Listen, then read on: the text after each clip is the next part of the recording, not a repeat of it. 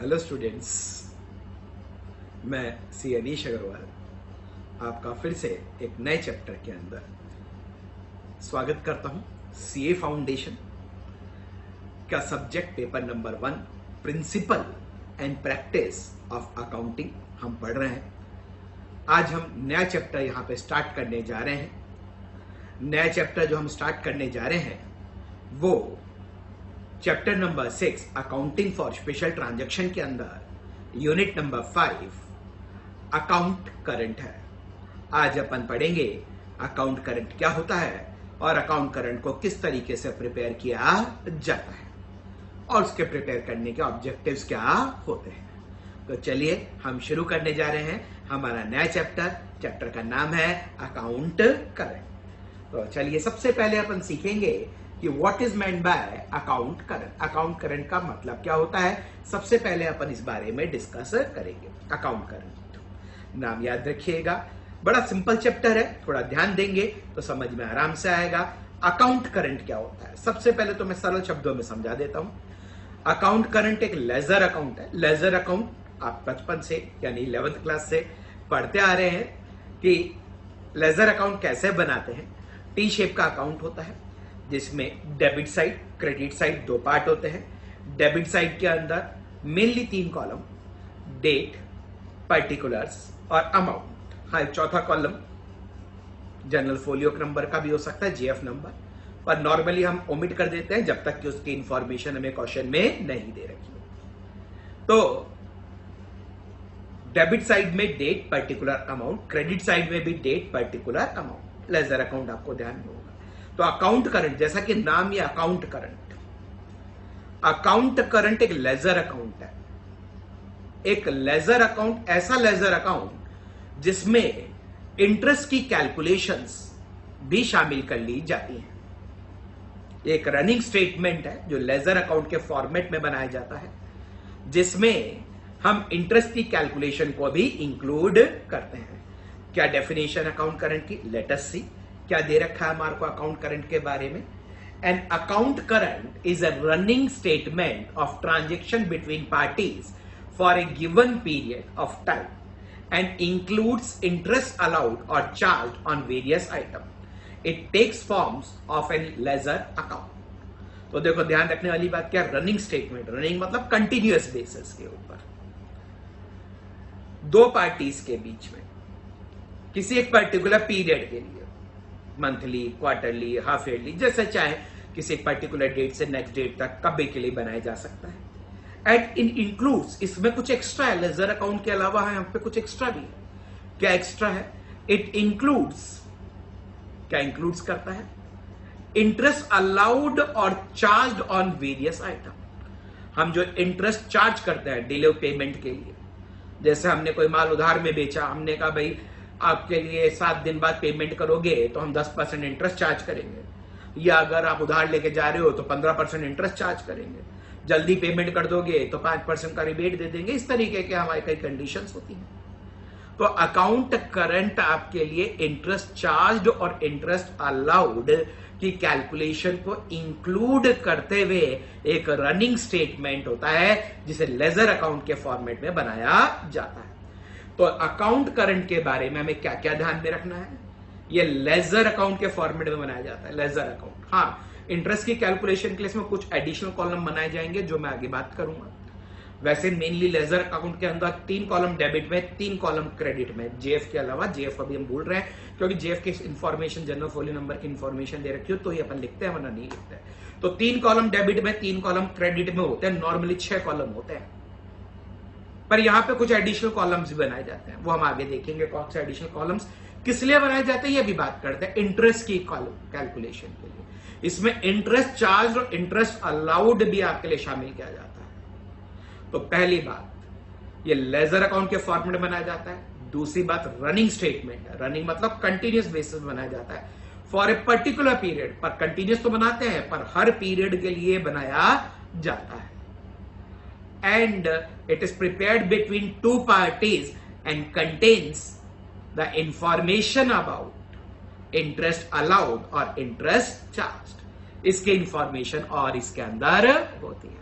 तो ध्यान रखने वाली बात फिर से, लेजर अकाउंट है, running statement between two parties है for a particular period and includes interest allowed and charged. ये हमें चार बातें ध्यान में रखनी है। अकाउंट करंट क्या होता है, लास्ट टाइम एक बार और बता रहा हूं क्या होता है अकाउंट करंट। लेजर अकाउंट जो कि एक रनिंग स्टेटमेंट है कंटिन्यूस बेसिस पे, prepared between two parties for a particular period and includes the calculation of interest allowed and interest charged। तो ध्यान में रखिएगा ये हमारे पास एक अकाउंट है, सिंपल अकाउंट है। कैसे बनाते हैं हम आगे इलस्ट्रेशन में बात करेंगे कि इसको किस तरीके से प्रिपेयर किया जाता है। चलिए आगे डिस्कस करेंगे हम लोग। नेक्स्ट हम लोग डिस्कस करेंगे situations where account current is prepared. वो कौन से सिचुएशंस है जहां पे हमें अकाउंट करंट प्रिपेयर करना पड़ता है, उन सिचुएशंस के बारे में बात करते हैं जहां पे अकाउंट करंट प्रिपेयर करने से हमारे लिए इजी हो जाता है रिकॉर्ड्स को मेंटेन करना, कैलकुलेशंस को रखना। देखिए 4 सिचुएशंस में अकाउंट करंट प्रिपेयर किया जाता है। ये 4 सिचुएशन कौन कौन सी है। पहला, जब फ्रीक्वेंट ट्रांजेक्शन हो between two parties, cell purchase के, पैसा लेने देने के, उधार लेने देने के, जब फ्रीक्वेंट ट्रांजैक्शन हो दो पार्टीज के, मैन्युफैक्चरर और ट्रेडर के बीच में, ट्रेडर और उसके कस्टमर के बीच में। तो हम पहला पॉइंट पढ़ रहे हैं, it is prepared when frequent transaction regularly takes place between two parties. An example is of manufacturer who sells good frequently to a merchant on credit and receive payments from him in installment at different interval and charges interest on the amount which remains outstanding। जो भी पैसा time पे नहीं देता है उसके लिए interest भी चार्ज किया जा रहा है। तो ऐसे केस में अपन अकाउंट करंट बनाते हैं। तो पहला केस अपन ने बात करी, अकाउंट करंट कब बनाया जाता है, जब दो पार्टीज के बीच में फ्रीक्वेंट ट्रांजेक्शन हो और इंटरेस्ट चार्ज किया जा रहा हो आउटस्टैंडिंग बैलेंसेस में। दूसरा केस कंसाइनमेंट के केस में। सर ये कंसाइनमेंट क्या होता है, ये आगे आप चैप्टर पढ़ोगे अपने सीए फाउंडेशन में। जो आरबीएससी के स्टूडेंट्स हैं उन्होंने तो पढ़ा होगा, सीबीएसई में कंसाइनमेंट नहीं है तो आप वो पढ़ोगे। यहां पे कंसाइनमेंट होता क्या है। कंसाइनमेंट एक अरेंजमेंट होता है जिसमें कंसाइनर अपनी गुड्स कंसाइनी के माध्यम से, कंसाइनी के थ्रू दूसरी सिटी स्टेट्स में बेचता है। तो इसको डिटेल में अपन वहां पढ़ेंगे, अभी मैं इसके बारे में ज्यादा बोलना नहीं चाहता हूं। हाँ, कंसाइनमेंट के केस में नॉर्मली क्या होता है, कंसाइनमेंट के केस में मैं ओनर हूं, मेरे को मेरा सामान बेचना है, मैं कोटा में हूं और मैं मैन्युफैक्चरिंग कोटा में करता हूं या इंदौर में हूं, मैं मैन्युफैक्चरिंग इंदौर में करता हूं और दिल्ली में सामान मेरे को बेचना है। तो एक तरीका तो यह है कि मैं वहां पे अपनी ब्रांच खोल लूं, या ऐसा भी हो सकता है पहले से कोई बिजनेस कर रहा है वहां पर, उसको अपॉइंट कर दूं कि भाई तू मेरा माल बेच, माल की ओनरशिप मेरे पास ही है, तू मेरा माल बेच और इसके बदले में तुझे कमीशन दे दूंगा।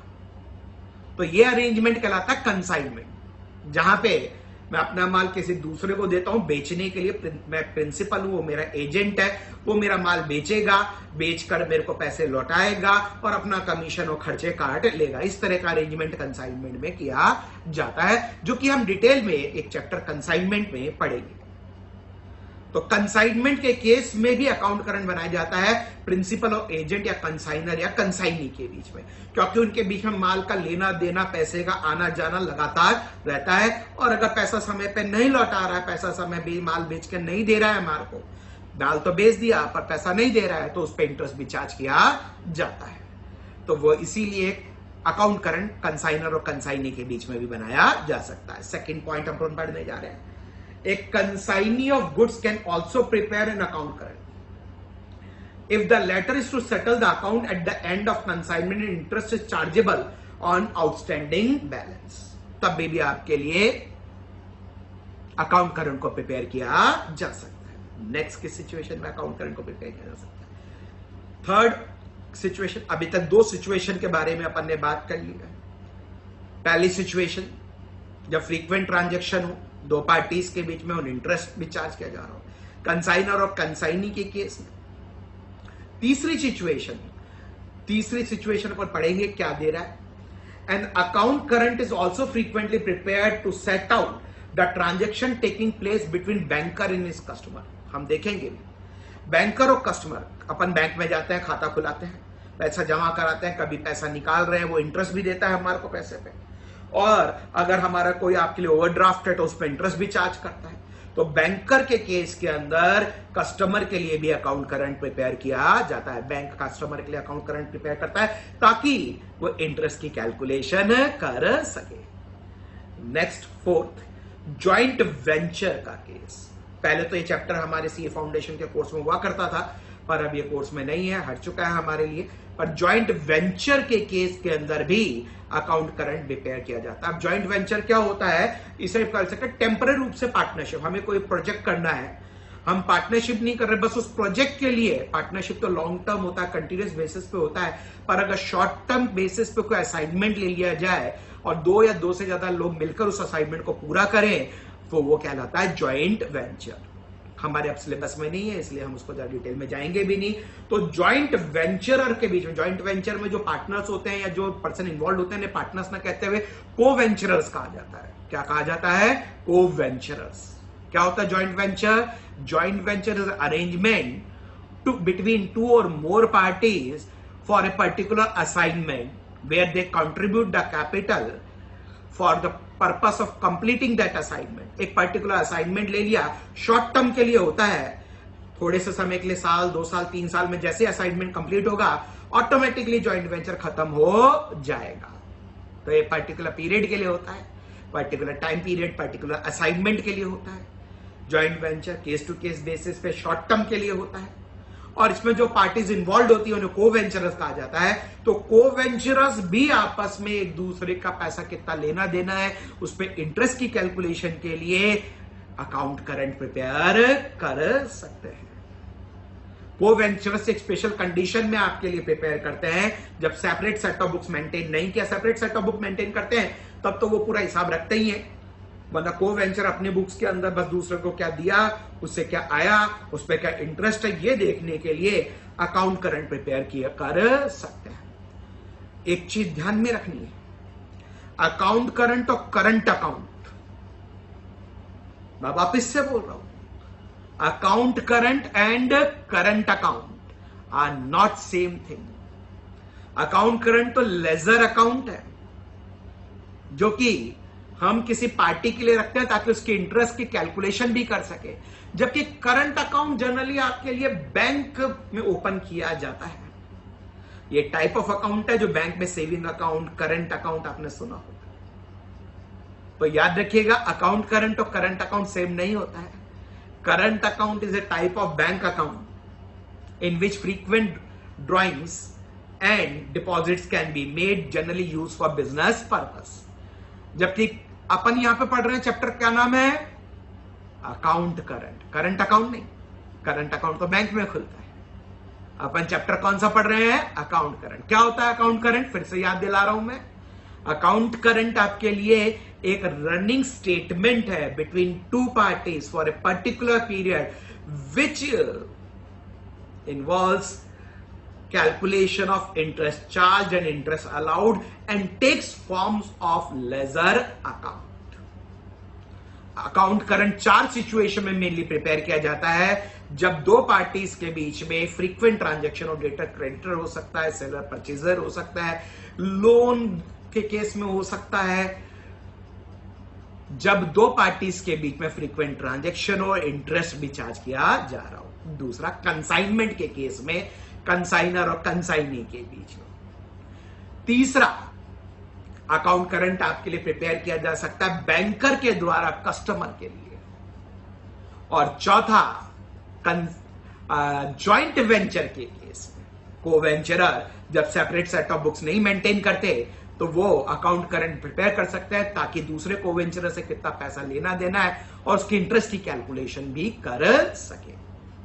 तो ये 4 सिचुएशन में ध्यान में रखना है, अकाउंट करंट प्रिपेयर किया जाता है। दूसरी बात, अकाउंट करंट और करंट अकाउंट, फिर से बोल रहा हूं, अकाउंट करंट और करंट अकाउंट दोनों अलग अलग चीजें, सेम चीज नहीं है, ये ध्यान में रखना है। ठीक, चलिए आगे बढ़ते हैं अपन नेक्स्ट टॉपिक की तरफ। हम ध्यान रखेंगे इंपॉर्टेंट पॉइंट। जब भी अकाउंट करंट बनाते हैं तो कुछ इंपॉर्टेंट पॉइंट हमारे को ध्यान में रखना है।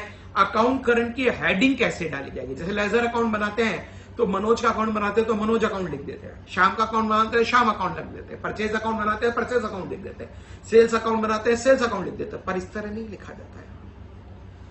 जब भी अकाउंट करंट प्रिपेयर करते हैं तो आपके लिए A in account current with B इस तरह लिखा जाता है। क्या लिखा जाता है?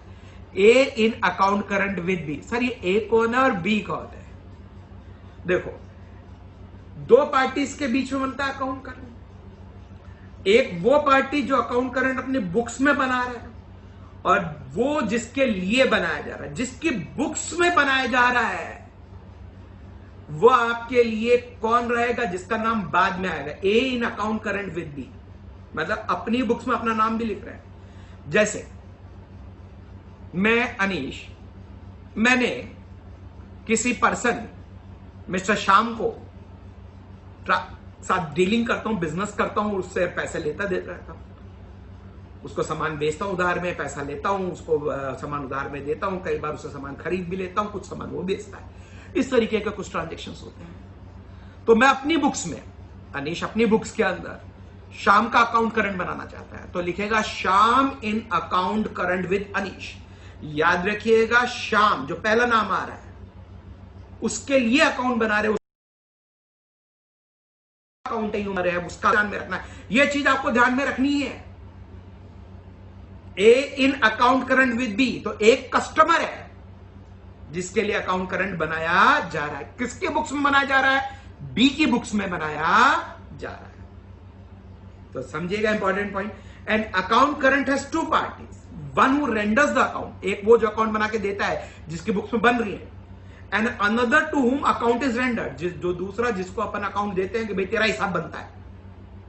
This indicate in the heading of account current which is like the following. ये हेडिंग में लिखना पड़ता है आपको। किस तरह? ए in account current with B. अभी देखो क्या लिखा अपन ने यहां पे, ए in account current with B. इसका क्या मतलब हुआ? इसका मतलब हुआ ए का अकाउंट बना रहे हैं और कौन बना रहा है? मिस्टर बी बना रहे हैं अपनी बुक्स के अंदर।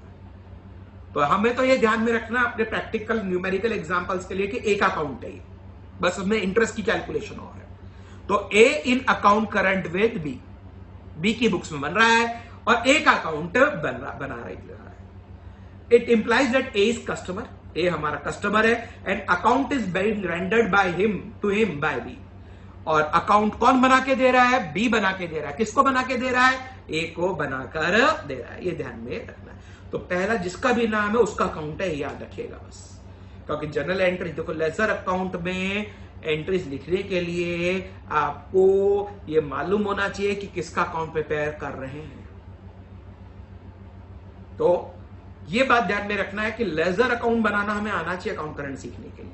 जैसे एक एग्जांपल लेते हैं, बी अपनी बुक्स के अंदर ए का अकाउंट बना रहा है, बी सेलर है। बी ने goods sold to mister A ₹20,000। क्या एंट्री क्या होगी? Goods sold to mister A ₹20,000। क्या एंट्री होगी? क्या होगी आप बोलिए? Goods sold to mister A ₹20,000। तो एंट्री होगी A is account debit to sales. तो ए के अकाउंट में अपन डेबिट साइड में क्या पोस्ट करेंगे? To sales. ये मालूम होना चाहिए। A has given ₹10,000 in cash, 10,000 रुपए दे दिए बाद में। तो एंट्री क्या होगी? कैश आया। ए क्या लिखेंगे? By cash. यह लेजर पोस्टिंग आनी चाहिए अकाउंट करंट के लिए। सबसे पहले रिक्वायरमेंट है लेजर पोस्टिंग आनी चाहिए। किसी को अगर लेजर पोस्टिंग नहीं आती है तो अकाउंट करंट उसके लिए टफ रहेगा, उसको जल्दी समझ में नहीं आएगा। तो मेरी राय यही रहेगी हम बाद में अकाउंटिंग प्रोसेस शुरू करेंगे, उसके बाद वापस ही चैप्टर पढ़ेंगे, तब आपको बेटर समझ में आएगा। ठीक है? तो इसकी प्री रिक्विजिट है कि आपको कम से कम लेजर अकाउंट में किस तरह जनरल एंट्री करके पोस्टिंग करते हैं ये मालूम होना चाहिए। और कोई टिपिकल वाली नहीं, बहुत सिंपल सिंपल एंट्रीज मालूम होनी चाहिए। सेल, परचेज, कैश आया वगैरह वगैरह, simple simple. Bill of exchange accept किया, BRBP की सिंपल सिंपल एंट्रीज। तो आप अकाउंट करंट बड़ा आसानी से सीख लेंगे, क्योंकि अकाउंट करंट में तो सिंपल इंटरेस्ट की कैलकुलेशन है और कुछ भी नहीं है। तो चलिए आगे बढ़ते हैं अपन। अकाउंट करंट प्रिपेयर करने के कुछ मेथड्स है। Preparation of account current, 3 methods हमारे लिए मेनली यूज करते हैं अकाउंट करंट को प्रिपेयर करने के। There are 3 ways of preparing account current. कौन कौन से 3 मेथड यूज करते हैं, एक एक करके उन तीनों मेथड्स के बारे में बात करेंगे। पहला है with help of interest table, इसको इंडिविजुअल मेथड भी कहते हैं, आगे देखेंगे अपन। इसको इंडिविजुअल मेथड भी कहा जाता है, with help of interest table, ये पहला मेथड है। दूसरा method by means of product, और तीसरा method by means of product of balance, bye means of product of balance. तो 3 मेथड है। पहला मेथड क्या बताया मैंने, with the help of interest table, नाम याद रखना, with the help of interest table, इसको अपन इंडिविजुअल मेथड भी कहते हैं। दूसरा मेथड है बाय मीन्स ऑफ प्रोडक्ट्स, कौन सा मेथड है, बाय मीन्स ऑफ प्रोडक्ट। और तीसरा मेथड है bye means of product of balance method, bye means of product of balance method. तो 3 मेथड आपके लिए मेनली अकाउंट करंट को प्रिपेयर करने के लिए यूज में आते हैं। चलिए आगे बढ़ते हैं। आज सिर्फ पहले मेथड के बारे में बात करेंगे। पहला मेथड हम यूज करना देखेंगे कि किस तरीके से पहले मेथड से अपन अकाउंट करंट प्रिपेयर करते हैं। मेथड 1 सामने आ गया आपके नाम, preparation of account current with help of interest table, individual method. इस मेथड का नाम इंडिविजुअल मेथड भी है, इंटरेस्ट टेबल मेथड भी बोलते हैं। इसमें क्या किया जाता है, हम लेजर अकाउंट वैसे का वैसे जैसे बनते हैं वैसे ही बनाते हैं, पर इसमें 3 कॉलम एक्स्ट्रा लिखते हैं। एक ड्यू डेट का, सर ड्यू डेट कौन सी, अरे अभी तो अपन ने पढ़ा एवरेज ड्यू डेट, उसमें सीखा ड्यू डेट कैसे निकालते हैं। बिल ऑफ एक्सचेंज के केस में, कोई क्रेडिट पीरियड अलाउड किया हो तो उस केस में, और हाँ किसी ट्रांजेक्शन की कोई ड्यू डेट नहीं है तो ट्रांजेक्शन डेट ही ड्यू डेट हो जाएगी। ध्यान रखना, क्या बोला मैंने, किसी ट्रांजेक्शन की ड्यू डेट नहीं है तो ट्रांजेक्शन डेट ही ड्यू डेट है, बाकी की तो ड्यू डेट अपन को मालूम ही कैसे निकालते। तो एक तो ड्यू डेट निकालने के लिए पहले कॉलम में ड्यू डेट लिखते हैं, एक्स्ट्रा जो कॉलम बनाएंगे 3, भाई 3 कॉलम तो बनते ही ना। अपन लेजर अकाउंट बनाते हैं तो 3 कॉलम तो डेबिट साइड में बनाते ही है ना, डेट, पर्टिकुलर्स और अमाउंट, ये 3 कॉलम तो बनाते ही है। इसके अलावा 3 कॉलम अकाउंट करंट में और बनेंगे। कौन कौन से बनेंगे, पहला ड्यू डेट का, दूसरा सेकंड टाइम पीरियड का, और तीसरा अमाउंट का, सॉरी इंटरेस्ट का। 3 एक्स्ट्रा कॉलम, वापिस से बोल रहा हूं 3 एक्स्ट्रा कॉलम कौन से बनेंगे, पहला ड्यू डेट का, दूसरा number of days time period, जो कि आपके लिए ट्रांजैक्शन डेट या ड्यू डेट से जिस दिन तक के लिए अपन अकाउंट करंट बना रहे हैं तब तक का टाइम पीरियड लिखने के लिए, और तीसरा एक्स्ट्रा कॉलम इंटरेस्ट की कैलकुलेशन, इंटरेस्ट का। ये 3 कॉलम एक्स्ट्रा बनाते हैं। तो चलिए देखिए क्या लिखा हुआ है, according to this method all transaction arrange in form of account, there are 3 additional column on both the side of such account.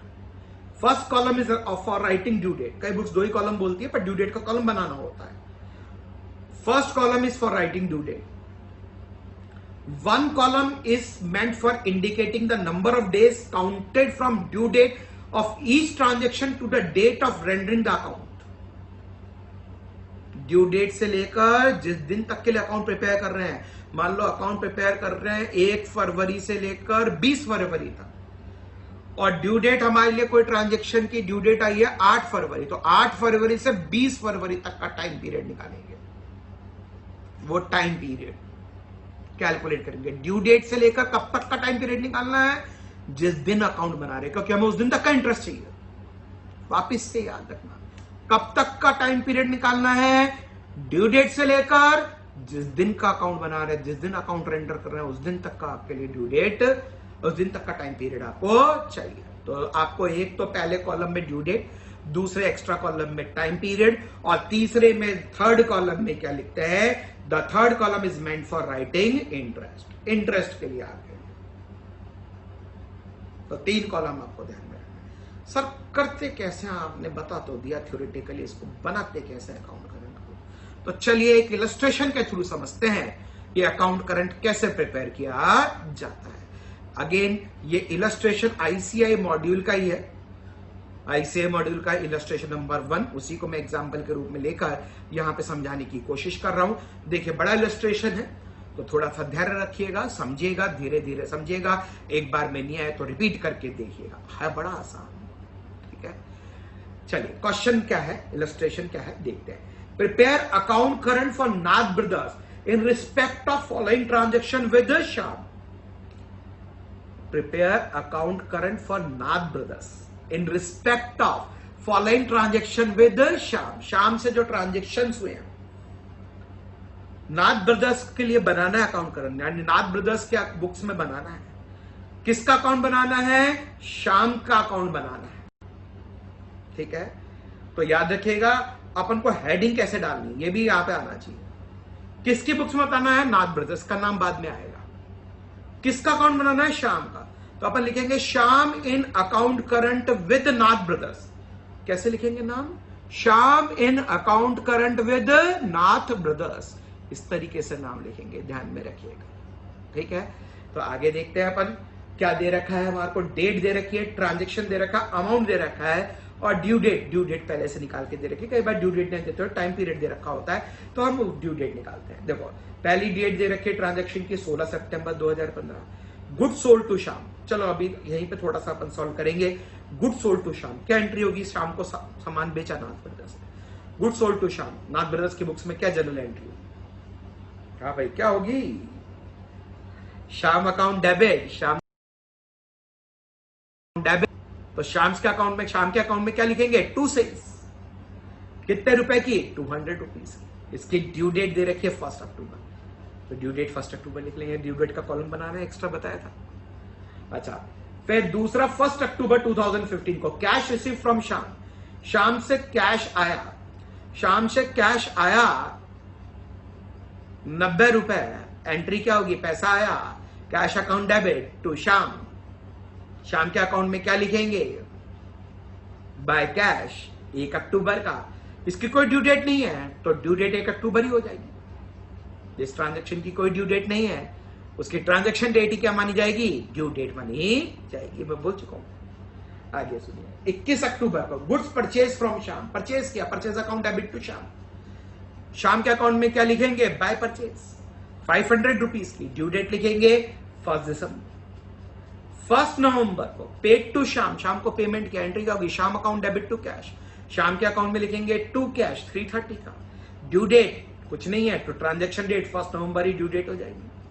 फिर 1 दिसंबर को पेड टू श्याम 330। एंट्री क्या होगी? फिर से Shyam account debit to cash, तो श्याम के अकाउंट में टू कैश आ जाएगा 330 दिसंबर 1, यही ड्यू डेट हो जाएगी।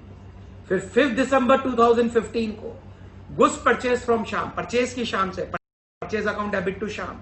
श्याम के अकाउंट में क्या लिखेंगे? बाय परचेज, कितने से? रुपीस की। ड्यू डेट 1 जनवरी लिखेंगे।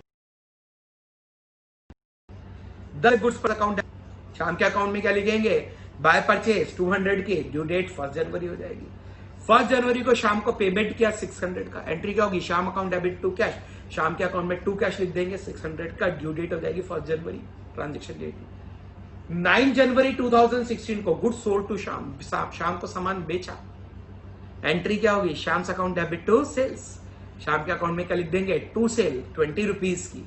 1 फरवरी ड्यू डेट हो जाएगी। तो हमने सबसे पहले हमारा लेजर अकाउंट का फॉर्मेट बना लिया। 3 कॉलम एक्स्ट्रा डेबिट और क्रेडिट में करना है। अभी अपन देखेंगे format answer. The account is to be prepared up to 1 February. कब तक के लिए बनाना अकाउंट? 1 फरवरी तक के लिए बनाना है। तो ड्यू डेट से हमें जब भी टाइम पीरियड निकालना है 1 फरवरी तक निकालना है। Calculate interest eight the rate of 6% per annum. Interest किस रेट से अपन को चार्ज करना है? 6% पर एनम से चार्ज करना है। तो चलिए इसका सॉल्यूशन देखते हैं कैसे किया जाएगा। चलिए देखिए, 1 ईयर इक्वल टू 365 डेज, ये क्वेश्चन में दे रखा है कि 1 साल को अपन को 365 दिन के बराबर मानना, लीप ईयर का कोई लफड़ा रखना नहीं है। तो चलिए शुरू। देखो सबसे पहले हेडिंग आई, हेडिंग को समझो। मैंने क्या बोला? किसके लिए अकाउंट, किसका अकाउंट बनाया जा रहा है? श्याम का। किसके बुक्स में बनाया जा रहा है? नाथ ब्रदर्स की। हेडिंग क्या डली हुई है? Shyam in account current with Nath brothers. अब ब्रैकेट में हम लिखते हैं कि हम कब तक का अकाउंट प्रिपेयर कर रहे हो, इंटरेस्ट कितना चार्ज करेंगे।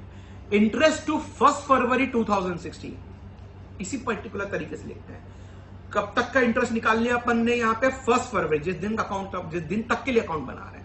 Interest to 1 February 2016 at the rate 6% per annum. ये हेडिंग में डालना है, ये आपको ध्यान में रखना है। हेडिंग किस तरह लिखते हैं ये मालूम होना चाहिए, ये ध्यान में होना चाहिए। तो Shyam in account current with Nath brothers, interest to 1 February 2016 at the rate 6% per annum. इस तरह हेडिंग डालेंगे और आगे देखेंगे तो और अच्छी तरह समझ में आएगा। कुछ न्यूमेरिकल्स नेक्स्ट लेक्चर्स के अंदर देखेंगे, तब देखेंगे। अच्छा, इसका फॉर्मेट कैसा होता है अकाउंट करंट का? ये फॉर्मेट आपके सामने आ गया। देखो फॉर्मेट देखो, मैंने जानबूझ के बीच में हल्का सा रेड लाइन डाला है ताकि आपको मालूम चल सके डेबिट और क्रेडिट। 6 कॉलम डेबिट में, 6 कॉलम क्रेडिट में। याद रखना 12 कॉलम बनने हैं सर। 12 कॉलम, हाँ 12 कॉलम, 6 कॉलम डेबिट में, 6 कॉलम क्रेडिट में। सर कैसे भाई? 3 कॉलम तो पहले ही बनते थे, ledger account, regular amount. 3 additional column बनने हैं, ड्यू डेट, टाइम पीरियड और इंटरेस्ट का। तो देखो आप डेबिट साइड में ऑर्डर ध्यान रखें। सबसे पहले डेट, फिर पर्टिकुलर्स, फिर ड्यू डेट, यहां पे बीच में आ गया ड्यू डेट, अमाउंट और फिर डेज। सर ये डेज या टाइम पीरियड कब से कब तक का? ड्यू डेट से लेकर अकाउंट जिस दिन तक का बन रहा है। जो भी ड्यू डेट आएगी, यहां पे अकाउंट किस दिन तक का बन रहा है? 1 फरवरी। तो अपन को कब तक का बनाना है? 1 फरवरी तक का टाइम पीरियड निकालना है। और इंटरेस्ट की कैलकुलेशन, सर इंटरेस्ट की कैलकुलेशन अरे बड़ी सिंपल है। अमाउंट जो भी होगा ट्रांजेक्शन का, into rate 6% by 100 into time by 365, क्योंकि डेज में। तो टाइम सर कितना? टाइम तो निकालेंगे ना अपन अभी, ड्यू डेट से लेकर अकाउंट डेट जब तक के लिए बन रहा है। तो ड्यू डेट से लेकर 1 फरवरी तक इस केस में। चलो देखते हैं कैसे। पहली एंट्री से अपन शुरुआत करते हैं। फॉर्मेट तो आपको समझ में आ गया होगा, डेबिट में जैसा वैसा ही क्रेडिट साइड में भी आपको बनाना है। समझ में आ गया आपका? लेजर अकाउंट 6 कॉलम तो याद ही, 3 कॉलम और लगाने हैं दोनों साइड में। अरे हाँ कितना आसान है। आगे चलते हैं, देखिए नेक्स्ट। पहली डेट 2015 सितंबर 16, उसके अंदर 16 सितंबर पहली डेट थी, अपन ने भी वही लिखी है। ट्रांजेक्शन क्या था आपके लिए? गुड सेल करी थी। तो अपनी एंट्री क्या होती है? गुड सेल करी अगर शाम को अपन ने, तो मैंने बताया शाम अकाउंट डेबिट टू सेल, तो शाम के अकाउंट में लिखेंगे टू सेल। शाम का अकाउंट है, कोई ज्यादा टेंशन लेने की बात नहीं है, सिर्फ इंटरेस्ट की कैलकुलेशन और है। देखो शाम का सिंपल अकाउंट है। तो शाम टू सेल्स कितने की सेल करी थी? 200 रुपए की। अच्छा ड्यू डेट निकाल लेते हैं।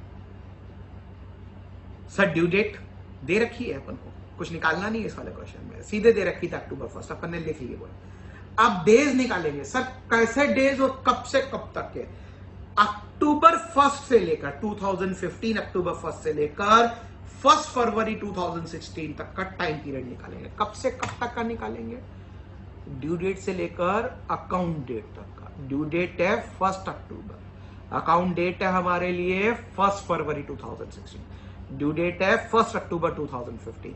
तो चलो भाई अक्टूबर में कितने दिन होता है? 31 में से 1 हटाएंगे। ड्यू डेट तो हटाते हैं, जैसे भाई एवरेज ड्यू डेट के वही कॉन्सेप्ट है। तो 31 में से 1 हटा दिया भाई, तो आपके लिए 30 दिन। ड्यू डेट तो लेते नहीं कभी भी, तो 30 दिन तो अक्टूबर के हो गए।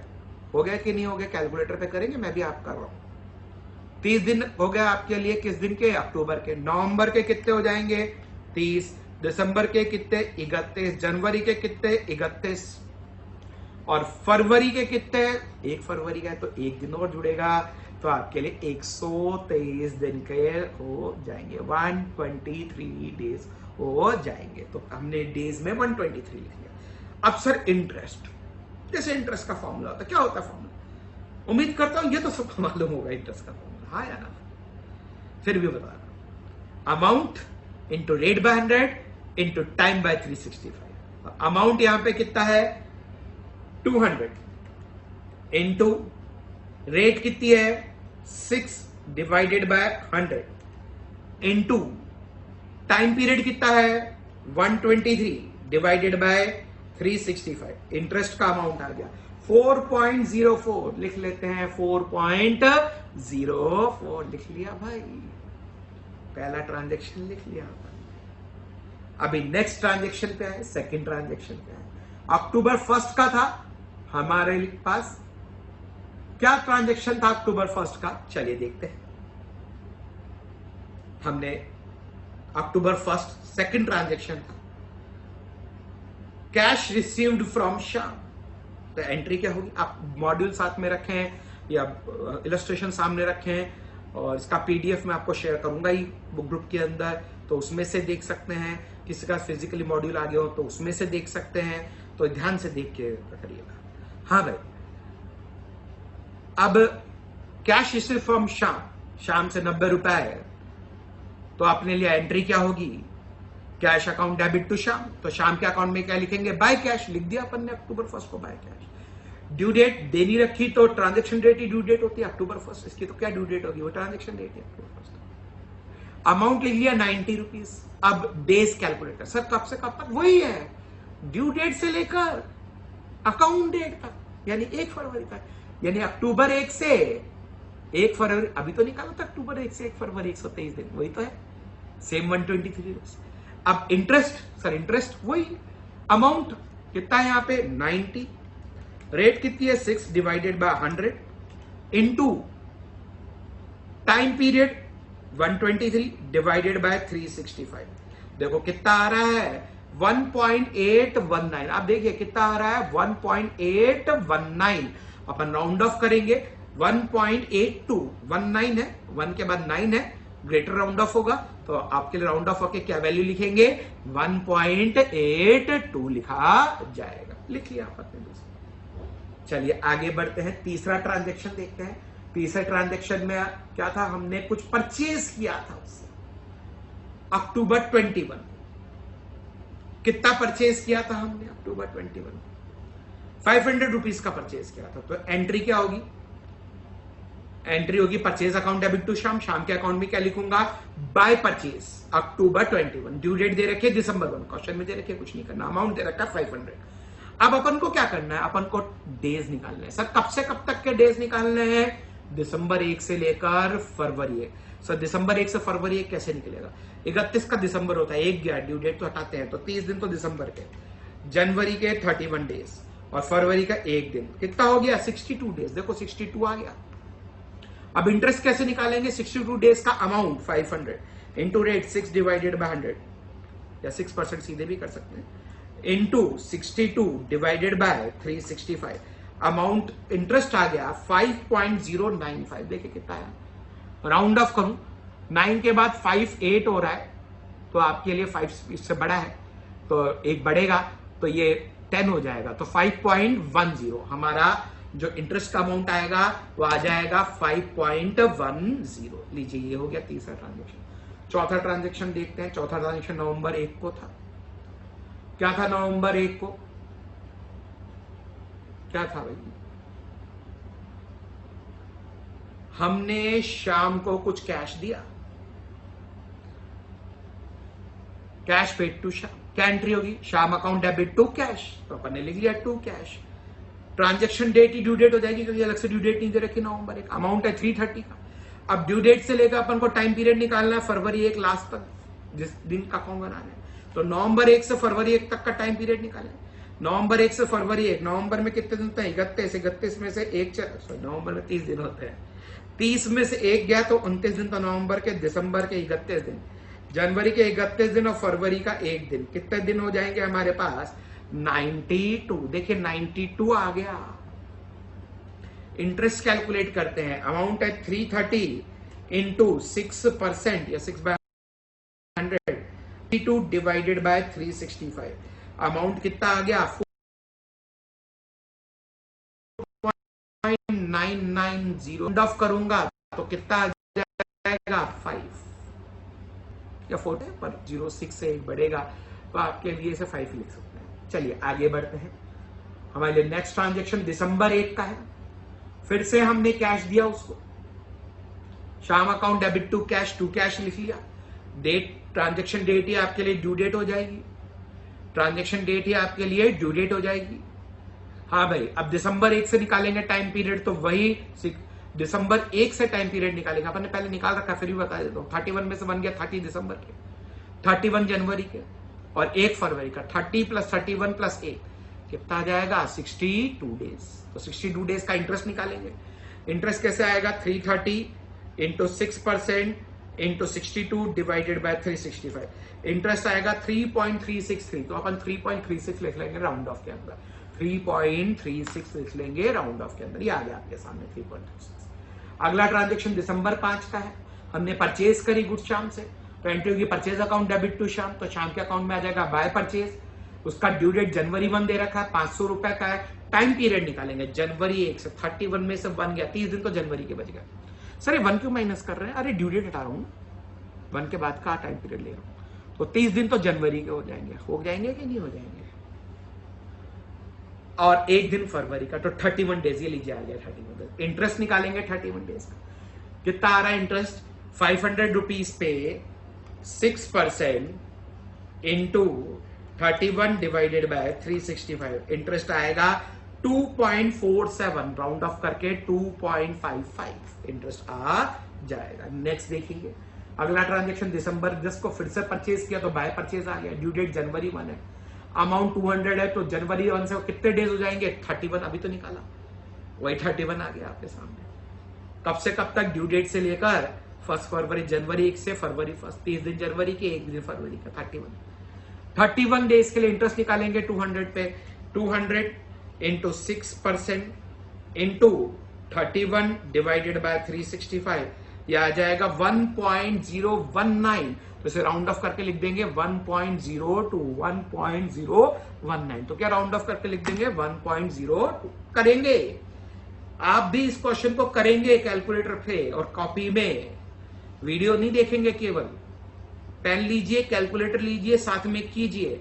स्पीड ज्यादा लगती है सर, मैं तो धीरे धीरे कर पाता हूं, पॉज कर दीजिए, फिर करिए, फिर आगे बढ़िए, मेरे साथ चलते रहिए, आगे चले।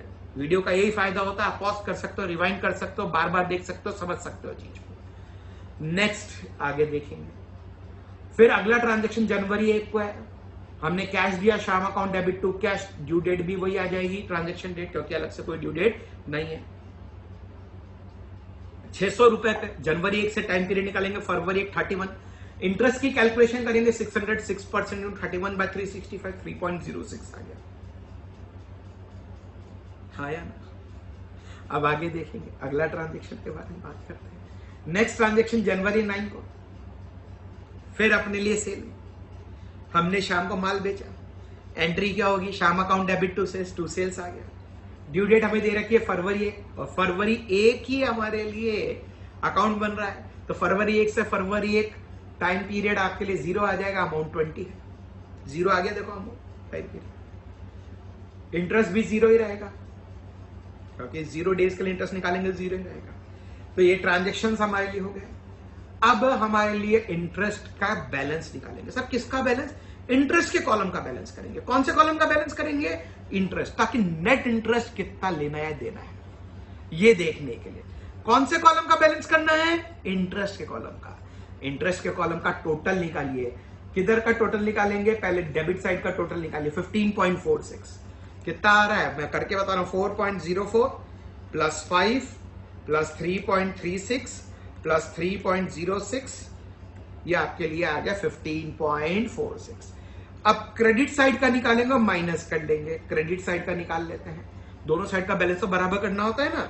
1.82 प्लस 5.1 प्लस 2.55 प्लस 1.02।